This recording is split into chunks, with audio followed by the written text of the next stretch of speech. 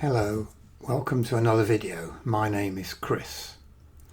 In this video I'm going to talk about improving cloudless skies. You know, when you take a photo with a bright sunny cloudless sky, you often get a white or bleached out area to one side of the sky or down towards the horizon, or alternatively an ugly darker patch of sky. Here is an example. You see down towards the horizon it's much lighter, bleached out than the rest of the sky.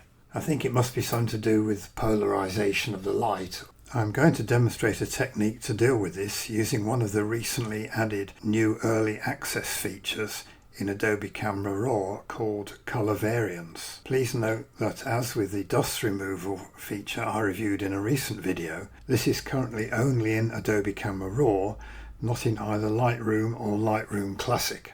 So I should start by showing where color variance is and how it works. It is in Adobe Camera Raw. As this file here in Photoshop is a JPEG file, you access that by going to Filter and Camera Raw Filter. If this was a RAW file, when you opened it in Photoshop it would automatically open up in Adobe Camera Raw. Once in Adobe Camera Raw, you go down to Color Mixer, click on that and go to Point Color. Then click on the eyedropper and select any colour you want. The blue swatch shows there, and then this all becomes active. And colour variance is the new line down here, which was put in recently, and you'll see it's an early access feature.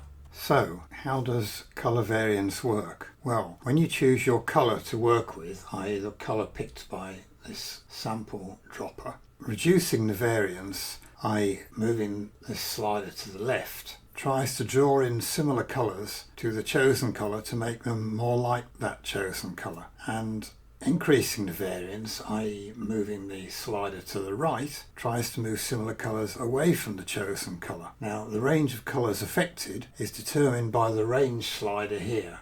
If you want to be more precise, you can expand the range function by clicking on this arrow and then choosing the range by reference to any combination of hue, saturation and luminance. So let me demonstrate on this image.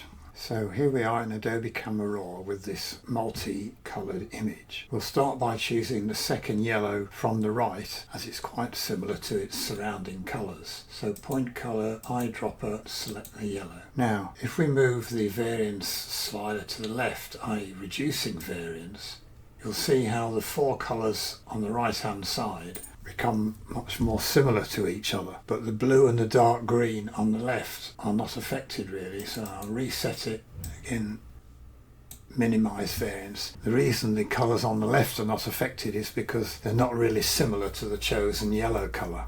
Now if we increase the range, you'll see these two colours here do shift slightly. But if we increase the range by reference to HSL, so we bring in more of the yellow, increase saturation range, and more importantly the luminance range, you'll see how all but the blue colour are now affected by the variance. So I reset that, reduce the variance, and all these colours now move towards the chosen yellow colour. Now if we reset the variance and then move it to the right, i.e. increasing variance, you'll see how these colours, these green colours and this right end yellow, move away from the chosen yellow colour. So reset that, move to the right, and there's certainly a difference in contrast and colour between this chosen one and its surrounding colours. And just by way of further demonstration, if we go back to the dropper and choose the blue colour, you'll see that the colours selected are only light blues, dark blues and purples. So if we reduce the variance, there's a very slight change in this green, but nothing's affected up here. And if we increase the variance, again this blue shifts slightly. Now if we increase the range, there's very little change other than the luminosity of the blue colour on the right. So as you can see, the only colours that move, become more or less similar, are those fairly close to the chosen colour, and the amount of colours affected depends on the range chosen. Hi everyone, if you're enjoying this movie or getting something useful out of it, perhaps you consider liking it so the YouTube algorithm will show it to more people. And if you enjoy this type of material, and I assume you do since you're watching this video, Perhaps you would also consider subscribing. As of August 2025, YouTube informs me that 98.6% of views of my channel are from people who are not subscribed. So come on people, please consider subscribing so I can grow the channel. Many thanks. Okay, so here we are in Adobe Camera Raw with the image we want to work on. As you can see, the left side and the bottom of the sky appear to be bleached out, and a small darker patch up in the top right hand corner is much darker. So go to Color Mixer, Point Color, and click on the Color Dropper tool. The trick here for best results is to choose a colour in the middle of the range of colours in the sky. As I've already explained, colour variance works by drawing colours surrounding the chosen colour nearer to that chosen colour, or if increasing variance, moving them further away. If we chose one of these very light colours down here, then you will basically make all the affected colours move towards the bleached out look, which is not what we want. If we chose the dark colour in the top right corner, then that will darken the whole sky and may not even affect these bleached out colours at the bottom because they're too far away in range terms. So now to improve this sky, go into Color Mixer, Point Color, click on the Color Dropper tool and choose a mid-blue colour in the range of the colours in the sky. So something like that. Then reduce colour variance to the minimum, i.e. -100, and the range to the maximum, i.e. +100. So that's looking better. But because we want to capture the very bright and the very lowly saturated areas, open the range disclosure. Make sure the saturation, this box covers all the way down to the 0 point, and also ensure that the luminance range goes right up to the 100 point on the right. And you will now see that the sky has a much more uniform blue colour to it. So that's before, after, before, after.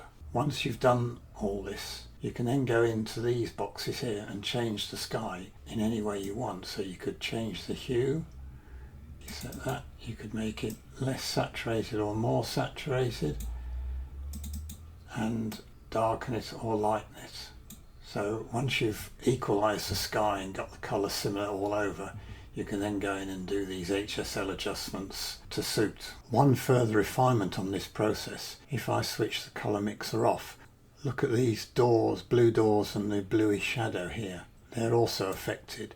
That's because we applied this as a global adjustment. But you can of course apply it via masking. So if I reset color mixer, go into masking, we don't need an accurate sky mask, we just need a mask which covers the whole sky but excludes this area here. The sea being quite green was not affected by the adjustment we made, so a linear gradient will be fine here. So we've covered the whole of the sky, but we haven't covered this area here. So now we can go into point color within masking, choose the same adjustments.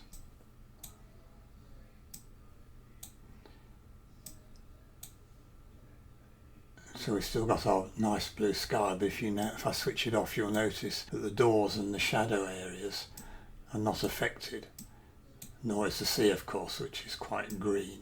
So that's how we can improve our cloudless blue skies. I hope you've enjoyed the video and many thanks for watching.